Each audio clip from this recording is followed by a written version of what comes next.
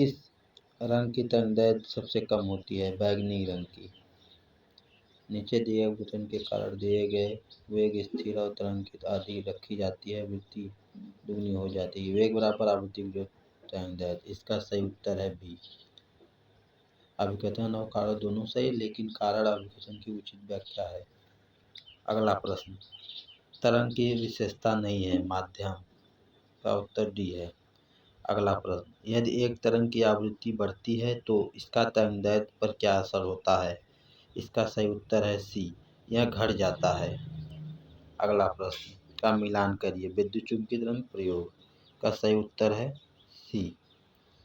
अनुदैर्घ्य तरंगों में कण संचरण की दिशा के कंपन करती हैं। इसका सही उत्तर है डी, समांतर में।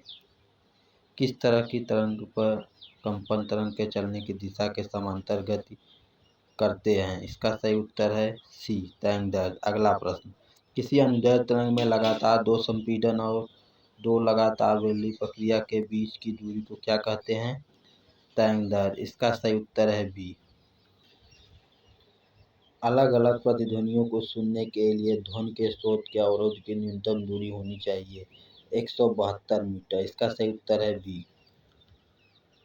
विरल होता है जहां हवा का दाब होता है। इसका सही उत्तर है ए, निम्न दाब। अगला प्रश्न, 25 डिग्री सेल्सियस किसी माध्यम में ध्वनि की गति परिवर्तित की जाती है। इसका सही उत्तर है ए और बी दोनों सही है। अगला प्रश्न, वायु में ध्वनि के वेग से अधिक की चाल से यात्रा करने वाली एक वस्तु को कहा जाता है? पराध्वनि। इसका सही उत्तर है ए, पराध्वनि। अगला प्रश्न, 25 डिग्री सेल्सियस विभिन्न माध्यमों में ध्वनि की चाल के बराबर निम्नलिखित में से कौन सा सही गलत है? इसका सही उत्तर है बी, ए और बी दोनों सही है। किसी माध्यम में जैसे कि हम बढ़ाते हैं ध्वनि की गति बढ़ जाती है। इसका सही उत्तर है ए, तापमान बढ़ जाती है। अगला प्रश्न, 25 डिग्री सेल्सियस विभिन्न माध्यमों में ध्वनि की चाल के बारे में निम्नलिखित में से कौन सा सत्य असत्य है? इसका सही उत्तर है सी, केवल ए सत्य है। जल समुद्री में ध्वनि की चाल 1531 मीटर प्रति सेकंड होती है। इसका सही उत्तर है सी, केवल ए सत्य है। अगला प्रश्न, विभिन्न माध्यमों में 25 डिग्री सेल्सियस पर ध्वनि की गति के संदर्भ में निम्नलिखित में से कौन सा विधान सत्य है? इसका सही उत्तर है सी, केवल बी सत्य है। निकेल में ध्वनि की गति 6040 मीटर प्रति सेकंड होता है। इसका सही उत्तर है सी, केवल बी सत्य है। यदि तापमान बढ़ता है तो ध्वनि की गति बढ़ जाती है। इसका सही उत्तर है डी। दिए गए एक तापमान पर ध्वनि की गति में अधिकतम होती है। इसका सही उत्तर है बी, एल्युमिनियम में अधिकतम होती है। किस माध्यम में ध्वनि किसी विशेष तापमान पर सबसे तेज यात्रा करती है? इसका सही उत्तर है डी, लोहा में सबसे तेज यात्रा करती है। अगला प्रश्न, किसी पदार्थ में ध्वनि का वेग सबसे कम होगा? डी, वायु में ध्वनि का वेग सबसे कम होगा। इसका सही उत्तर है डी। अगला प्रश्न, किस प्रकार की किरणों पृथ्वी के वायुमंडली में प्रवेश नहीं करती है? इसका सही उत्तर है बी, एक्स किरणें में प्रवेश नहीं करते हैं। अगला प्रश्न, संपीड़न का निर्माण उस स्थान पर होता है जहां वायु दाब नहीं है। इसका सही उत्तर है डी, उच्च में वायु दाब नहीं होता है। कण। अगला प्रश्न, संपीड़न का निर्माण उस स्थान पर होता है जहां वायु दाब उच्च होता है। इसका सही उत्तर है डी। कण विक्षेप के परास की दिशा के लंबवत ऊपर और नीचे दोलन करता है। यहाँ किस प्रकार की तरंगों पर चर्चा की गई है? इसका सही उत्तर है डी, अनुप्रस्थ। ध्वनि तरंग की विशेषता नहीं है। डी, हंटज। हंटज में ध्वनि तरंग की विशेषता नहीं है। ध्वनि गमन नहीं कर सकता है। डी, निर्वात में गमन नहीं कर सकती है। अगला प्रश्न, नर्म और छिद्रयुक्त सतहों पर उपयोग करके शोर को अवशोषित करने के लिए तकनीक का प्रयोग किया जाता है। इसका सही उत्तर है डी, ध्वनि सुरक्षा। ध्वनि के कारण उत्पन्न होती है कंपन। ध्वनि के कारण कंपन उत्पन्न होती है। इसका सही उत्तर है बी। अगला प्रश्न, ध्वनि और प्रकाश तरंगों के बारे में सही है। इसका सही उत्तर है डी, ध्वनि तरंग अनुदैर्घ्य तरंग होती है लेकिन प्रकाश तरंग अनुदैर्घ्य तरंग नहीं होती है। इसका सही उत्तर है डी।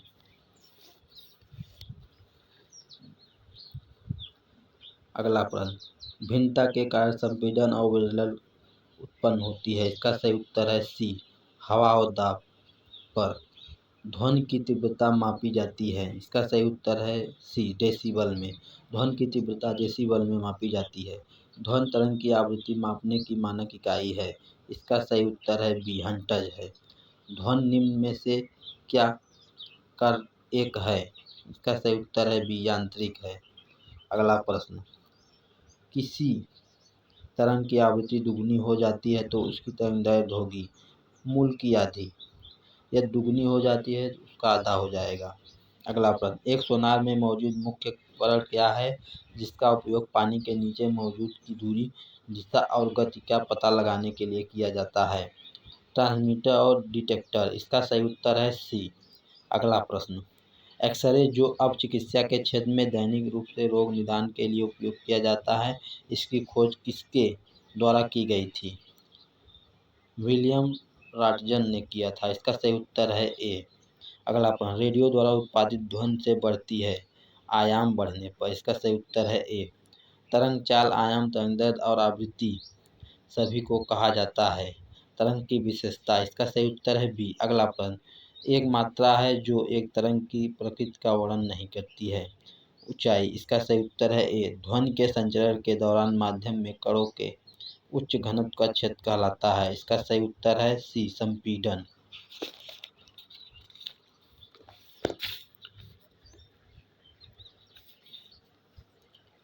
अगला प्रश्न, समुद्र की गहराई निर्धारित करने के लिए पानी के नीचे की गहराई, घाटियों के पनडुब्बी, हिमशैल आदि का पता लगाने के लिए किस तकनीक का प्रयोग किया जाता है? सोनार का प्रयोग किया जाता है। इसका सही उत्तर है सी। किन तरंगों में संपीड़न और बेलन प्रतिक्रिया शामिल है? इसका सही उत्तर है ए, अंतःदैर्घ्य तरंग में। यदि एक सड़क और उसके क्रमागत गति के मध्य दूरी L है तो तरंगदैर्घ्य होगी 2L। इसका सही उत्तर है बी। तरंग का आयाम होता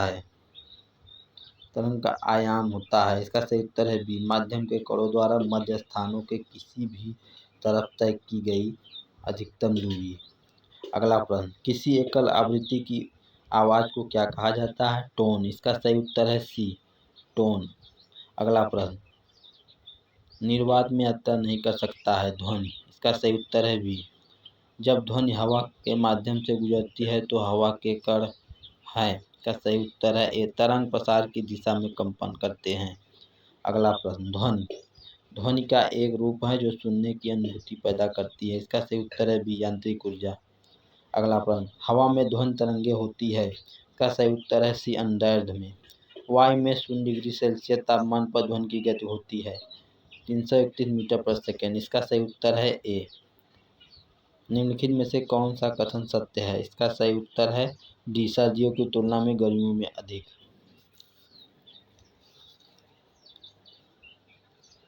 ध्वनि तरंग भ्रमण करती है विभिन्न माध्यमों में ध्वनि भिन्न गति।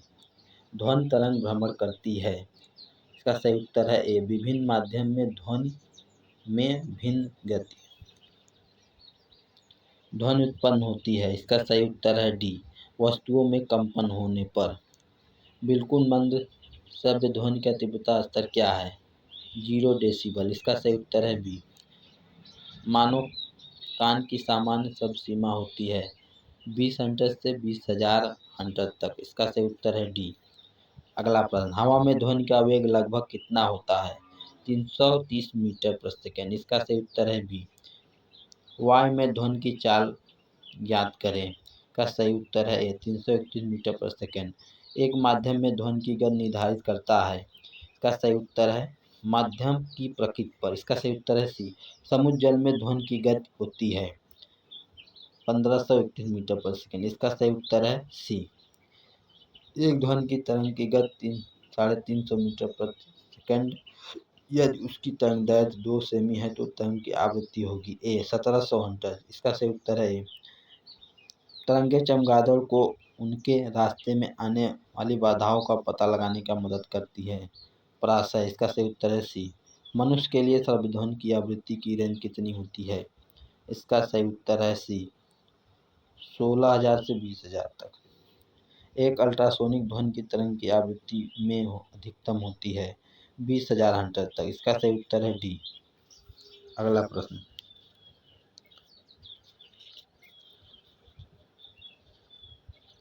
ध्वनि तरंगे के संबंध निम्नलिखित में से कौन सा कथन सत्य नहीं है? इसका सही उत्तर सी सत्य नहीं है। इन्हें यात्रा करने के लिए किसी प्रकार के माध्यम की आवश्यकता नहीं होती है। ध्वनि की गति पर दबाव का क्या प्रभाव पड़ता है? ध्वनि की गति दबाव से प्रभावित नहीं होता। इसका सही उत्तर है सी। हवा में ध्वनि की गति से अधिक गति रूप में जानी जाती है, सुपरसोनिक। इसका सही उत्तर है ए।